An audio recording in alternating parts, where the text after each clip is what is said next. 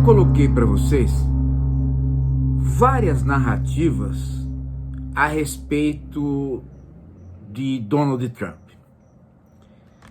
E se vocês olharem as narrativas que eu tenho colocado, vocês vão ver que elas não estão na mesma linha. Elas oscilam. Ora, eu apresento um quadro onde Trump pode ter vantagens, ora eu apresento um quadro onde ele vai ter desvantagens. Estou falando do ponto de vista central, da proposta central do Trump. Não estou falando dos penduricalhos, né? Não estou falando de discussão de minorias. Isto é importante, mas para o Trump é penduricalho, porque o centro dele é ter sucesso no plano econômico. Se ele tiver sucesso no plano econômico, essas questões de minorias ele empurra a goela abaixo. Se ele tiver insucesso no plano econômico, fica mais difícil ele empurrar goela abaixo as questões a respeito de minorias, direitos humanos, etc. Bem, então, se a gente entende isso, a gente entende que talvez hoje a discussão mais pertinente a respeito de Trump dar certo ou não dar certo, não é isso que eu estou chamando aqui de penduricalho, não é? Mas se o plano econômico dele funciona. Vejam, hoje eu vou fazer uma narrativa diferente de todas as outras. Ou será que eu já fiz alguma assim? Hoje eu vou pôr para vocês um problema. Ao invés de eu ser opinativo, eu vou ser mais questionador, no sentido de deixar o pepino na mão de vocês. Eu vou tentar equacionar o problema. Vou tentar pôr o problema em termos de uma equação, para vocês pensarem junto comigo. Por que eu estou fazendo isso? Porque se vocês olharem todas as análises, e se vocês forem para as análises no exterior, vocês vão ver que ninguém sabe absolutamente o que vai ocorrer. A ordem econômica mundial foi para um lado que não se esperava nunca que ela retrocedesse. Não se esperava nunca que a globalização e o neoliberalismo associado a ela e o predomínio do capital financeiro sobre o capital produtivo, esses três elementos fossem sofrer algum arranhão por parte da direita. Todo mundo achava que qualquer arranhão nesses elementos viria pela esquerda. Mas não. Hoje quem está questionando a ordem neoliberal econômica e quem está questionando, né, o capitalismo financeiro, pode não ser o Trump, mas são medidas do Trump.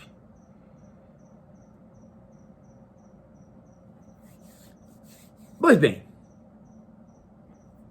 o que é que ele está fazendo e o que é que ele quer?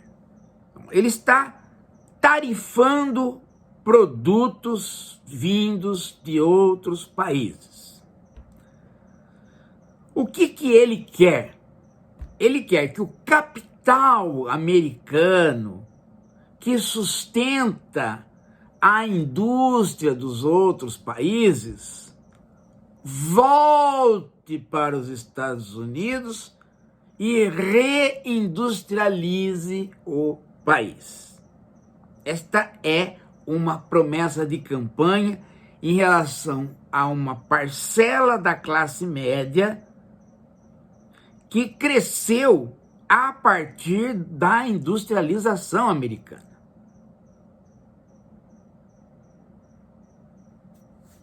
É aquele cara que está ressentido porque ele perdeu o poder aquisitivo durante o neoliberalismo e migrantes que vieram e não conheceram esse poder aquisitivo, portanto não tinham o que questionar, adquiriram algum poder aquisitivo. E camadas mais pobres nos Estados Unidos também adquiriram algum poder aquisitivo. Por ordem do quê? Por ordem de que eles não são os trabalhadores da velha indústria. Eles são trabalhadores do setor de serviços e ligados à expansão tecnológica da informática e, de certo modo, aos setores da tecnologia de ponta. Trump foi para o chamado velho operariado, que está descontente com o Partido Democrata faz tempo. Então ele está dizendo o quê? Se eu reindustrializar o país, eu ganho esse setor, ou os filhos desse setor, que estão depositando confiança em mim. America Great Again, ou seja, eu quero uma volta ao passado. Um tipo de volta, porque não é a restauração do estado de bem-estar social. Pelo contrário, ele está cortando todo o aparato social americano e do mundo. É a restauração da indústria americana. Então ele acha, por exemplo, que o capital americano se deslocou para o exterior e ele tem que voltar. Em outras palavras, indústrias americanas têm que voltar a produzir nos Estados Unidos. E outras indústrias que produzem em outros lugares podem até preferir os Estados Unidos. Para tal, ele está pondo barreiras aos produtos dessas indústrias. Então, não importa que indústria que é, tá lá no exterior, vende para cá, quer o mercado americano, que é um grande mercado para vender, né? Para comprar, né? Então, tarifa, porque aí você vai pensar duas vezes se não vale a pena vir para os Estados Unidos para ter indústria aqui e vender para o americano aqui.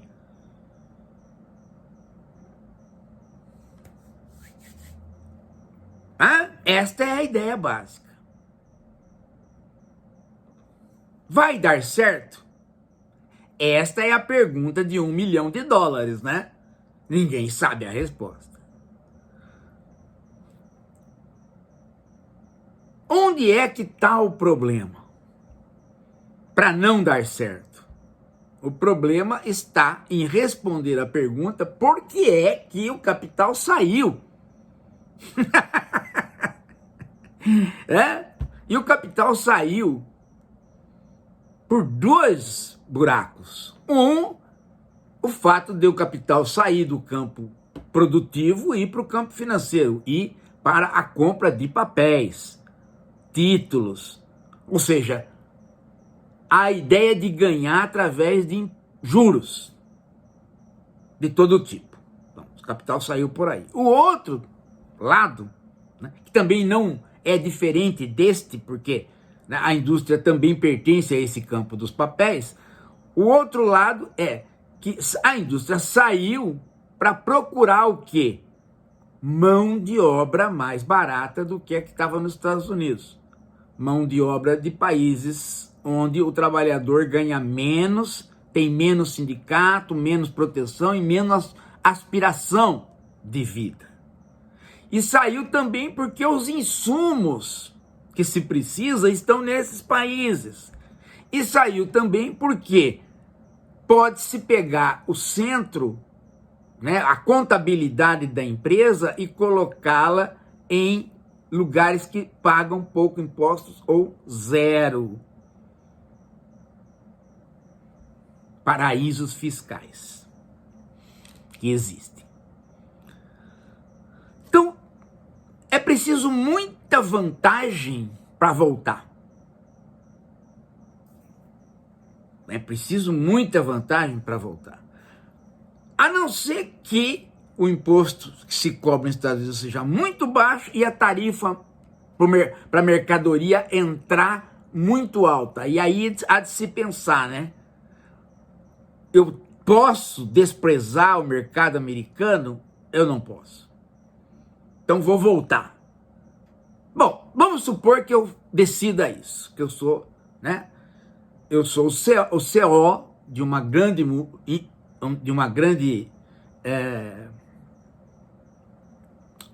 transnacional e comunico aos acionistas que é melhor voltar. Aí voltamos. Estamos nos Estados Unidos fabricando carro, por exemplo, que é sempre o exemplo, né? A indústria automobilística, fabricando carro. Ok, não tenho mais que pagar tarifa, agora estou dentro dos Estados Unidos. Mas eu tenho que pagar imposto. E antes eu não tinha que pagar quase nada, porque eu estava num paraíso fiscal. Ou eu estava pagando imposto no país onde eu tinha os trabalhadores. Depende. Então, essa é uma incógnita. Segundo, os próprios trabalhadores. Agora, eu estou aqui, não tem mais tarifa. Mas e os sindicatos? Eles pressionam o salário para cima. E a própria expectativa do trabalhador americano? Ele também é um consumidor. Ele quer ganhar bem. Diferente do trabalhador de Taiwan. Eu consigo pagá-lo? E mais, eu trouxe a empresa para cá, mas os insumos estão lá.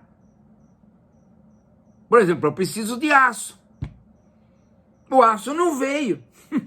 O aço está lá e está sendo taxado.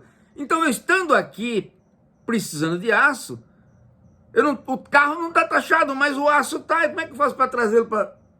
Então, vai haver negociação a caso para tirar a tarifa dos insumos? Só vai ficar o manufaturado tarifado? Como é que isso vai ser administrado? O Trump tem condição de administrar caso a caso?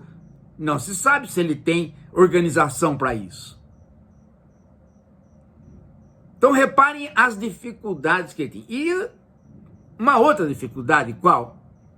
Nesse processo todo, até todas as empresas decidirem se elas vão ou não vão, para que lado elas vão, uma coisa é certa. Os preços pelas tarifas naturalmente já vão subir. E se elas vierem e tiverem que pegar o insumo lá fora com tarifa, o preço vai continuar alto para o consumidor americano. Portanto, vai haver um aquecimento repentino da economia, o que gera possibilidades de inflação. E se isso é feito para todos os lados, né? Eu sou tarifado e eu tarifo, então a inflação se transforma em inflação mundial, resultado, para-se a produção, dá uma estagflação mundial. Então, este é o perigo Trump. Trump acha que vale a pena correr esse perigo, por quê? Porque ele está pouco se lixando se der errado. Se der errado, ele vai para Mar del Lago tomar uísque.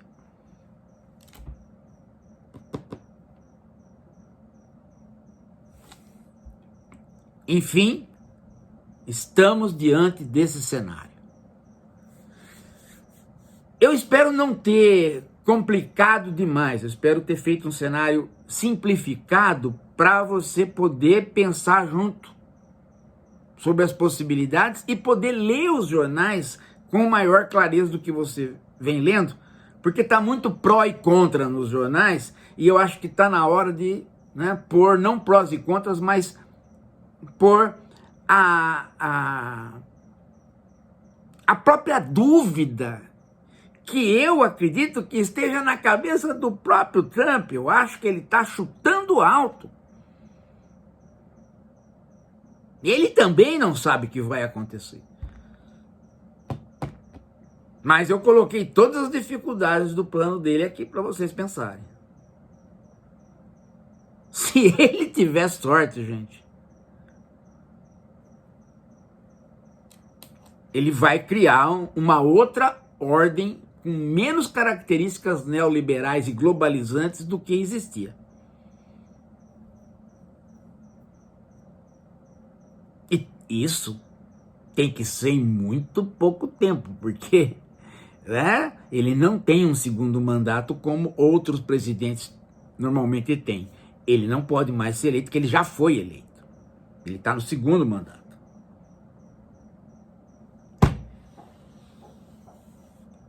Na primeira vez que ele tentou isso, não deu certo, mas a gente não sabe o quanto a Covid o atropelou. Por isso que está essa incógnita.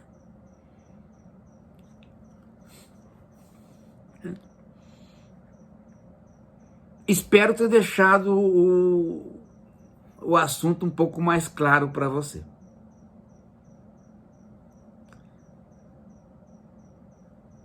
Tudo bem?